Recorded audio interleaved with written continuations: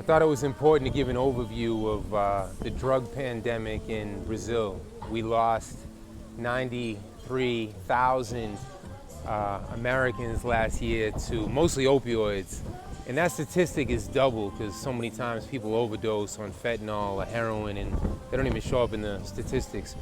Here in Brazil, graças a Deus, there is no heroin, there are no opioids that I've heard of. Correct me if I'm wrong.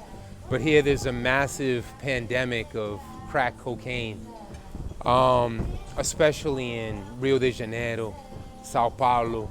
You have the famous Cracolândia. I think it's interesting to examine that with the different gangs, some gangs have embraced the crack trade.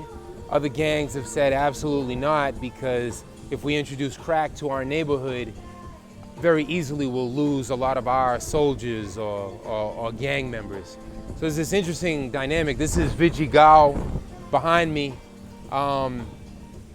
In one morro or in one hood, crack is liberated or crack is available, and in the next community there's no crack. But you can go across the big cities and you see the crack addiction.